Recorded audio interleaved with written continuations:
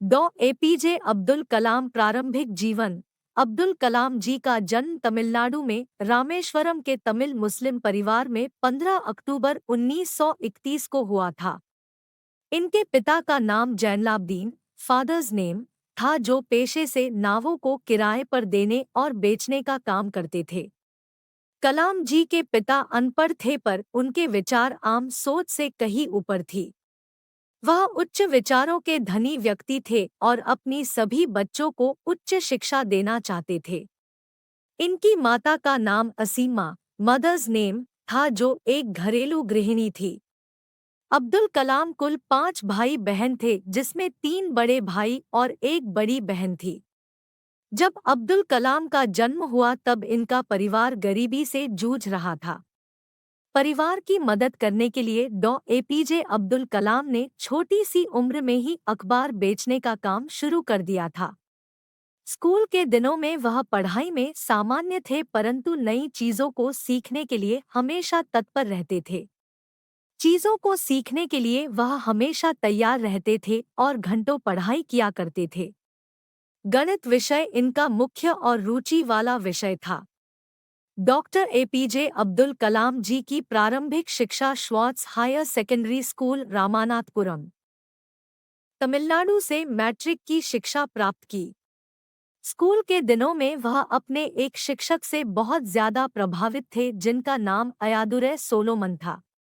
उनके शिक्षक का मानना यह था कि ख्वाहिश, उम्मीद और यकीन को हमेशा अपने जीवन में रखना चाहिए। इन मूल मंत्रों पर काबू करना बहुत जरूरी है। इन 3 मूल मंत्रों के कारण आप अपनी मंजिल को बिना किसी परेशानी के पा सकते हैं। इन मूल मंत्रों को अब्दुल कलाम जी ने अपने आखिरी समय तक अपने जीवन में कायम रखा। अपनी प्रारंभिक शिक्षा पूरी करने के बाद डॉ एपीजे अब्दुल कलाम ने तिरुचिरापल्ली के सेंट जोसेफ कॉलेज से 1954 भौतिक विज्ञान में B0S0C B.Sc की डिग्री प्राप्त की। इसके बाद 1955 में वह मद्रास चले गए।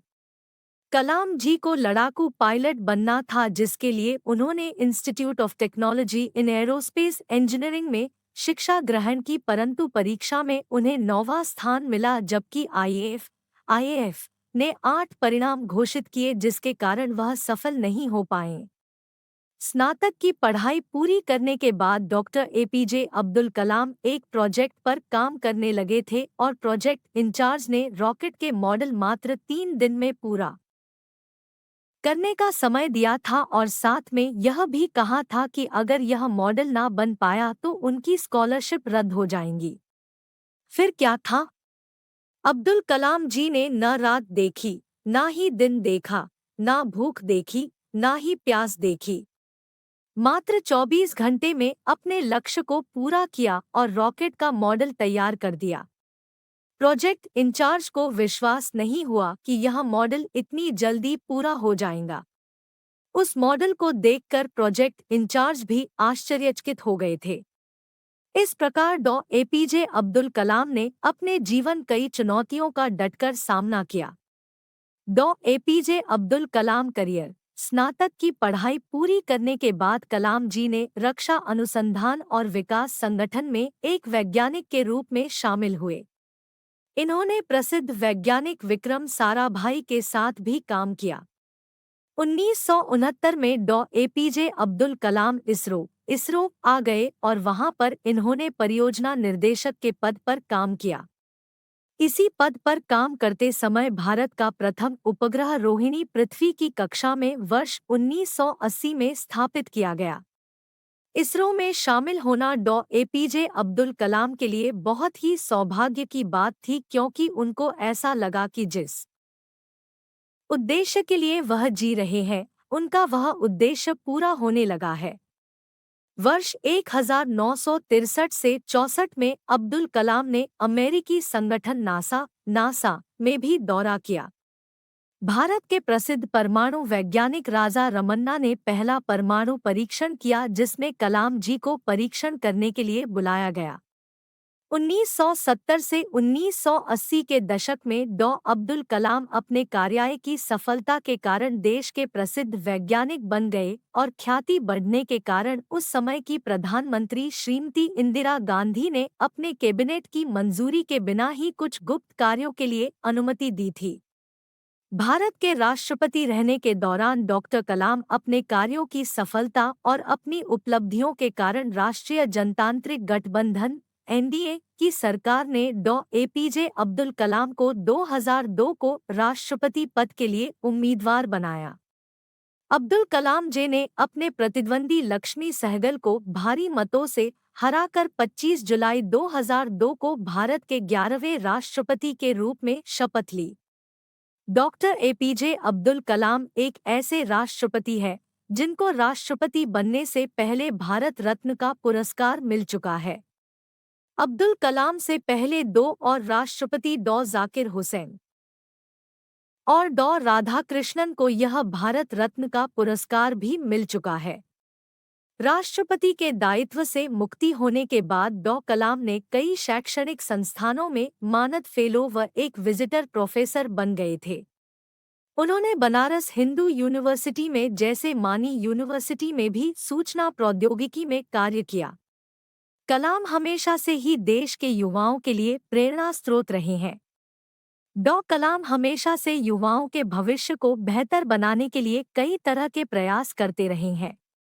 अब्दुल कलाम का उद्देश्य यह था कि वह भारत से भ्रष्टाचार को हटा दे। देश के युवाओं ने उनकी लोकप्रियता को देखकर डॉ. अब्दुल कलाम को 2 बार MTV youth icon of the year award से नवाजा था। भारत के परमाणु ऊर्जा क्षेत्र में अहम किरदार निभाने के कारण अब्दुल कलाम जी को भारत का मिसाइल मैन भी कहा जाता है। परमाणु हथियार कार्यक्रमों में सम्मिलित होने कारण डॉ. अब्दुल कलाम जी को भारत का सर्वोच्च नागरिक पुरस्कार भी प्रदान किया गया था।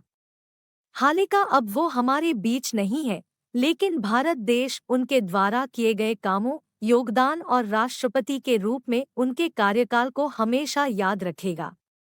अब्दुल कलाम जी ने अपने विचारों को अपनी 4 किताबों में भी डाला है, जिनके नाम इस प्रकार है: India 2020, a vision for the new millennium, my journey, ignited minds, unleashing the power within India.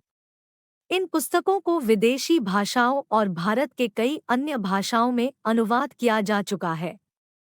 2011 में आई एक फिल्म जिसका नाम आई एम कलाम है, जिसमें एक गरीब लड़का जिसके मन में कलाम के सकारात्मक विचारों को चित्रित किया गया। उनके सम्मान में वह लड़का अपना नाम कलाम रख लेता है। उसको बहुत ही खूबसूरती से दिखाया गया है। 27 जुलाई 2015 को डॉ. कलाम 84 साल के उम्र में भारतीय प्रबंधन संस्थान (IIM) शिलांग में रहने योग्य ग्रह पर अपना विचार व्यक्त कर रहे थे जब उन्हें कार्डियक अटैक हुआ और वो वहीं बेहोश हो गए। लगभग शाम को 6:30 बजे उन्हें बेथानी अस्पताल में आईसीयू में ले जाया गया, जहां 2 घंटे के बाद उनकी मृत्यु हो गई। 30 जुलाई 2015 को उनके पैतृक गांव रामेश्वरम के पास उनका अंतिम संस्कार हुआ। उनके अंतिम अनुष्ठान के समय कम से कम 3,50,000 लोग शामिल थे, जिसमें भारत के प्रधानमंत्री श्री नरेंद्र मोदी, तमिलनाडु के राज्यपाल, कर्नाटक, केरल और आंध्र प्रदेश के मुख्यमंत्री आदि लोग शामिल थे। अगर व्यक्तिगत जीवन के बारे में कहा जाए तो डॉ. कलाम पूरी तरह अनुशासन का पालन करने वाले थे। कलाम जी श्रीमद् भागवत गीता और कुरान दोनों का अध्ययन करते थे। भारत को विकासशील देश से विकसित देश बनाने का उनका बहुत बड़ा सपना था। बच्चों और युवाओं के कलाम जी हमेशा से ही प्रेरणा स्रोत रहेंगे। इस प्रकार आज हमने डॉ. एपीजे अब्दुल कलाम के आत्मजीवन के बारे में बताया। आशा करते हैं आपको डॉ. अब्दुल कलाम बायोग्राफी पसंद आई होगी और आप इसको अपने दोस्तों से शेयर करेंगे।